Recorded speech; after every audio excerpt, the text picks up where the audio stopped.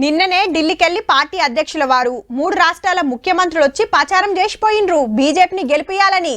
మళ్ళా రేపు ప్రధానమంత్రి మోడీ సారు రాబోతున్నాడు. తెలంగాణకెళ్లి ఎక్కువ సీట్లు పట్టుకోవాలని పెద్ద పిలానే వేసిండ్రుల్లో. వచ్చుడు 2-3 సభలు పెట్టుడు, పడని పార్టీలను అరుసుకునుడు జోరుగా నడుస్తుంది. ఇంతకు ఇయాల్టి ప్రచారం ఏందో అరుసుకుందాం పాండ్రి.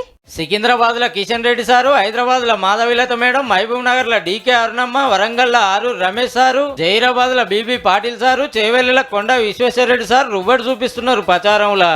కరీంనగర్ లో 2 కార్పొరేటర్లకు లీడర్లకు కమలం కండువా కప్పిండు Bandi Sanjay sir. Sitting MP Arvind sir Nizamabad లో తిరుగుడే తిరుగుడు. కాంగ్రెస్ ఓటేస్తే ఈ దేశంలో తాలిబాన్ మిలిటెంట్లు, ISIS టెర్రరిస్టులు వాళ్ళు రాజ్యం వెళ్తారు. మెదక్ల రఘునందన్ సార్ రోడ్ షోకు తమిళనాడు బీజేపీ అధ్యక్షుడు అన్నామలై సార్ వచ్చి తాప మాకు 400 సీట్లు పక్కా అనబట్టే.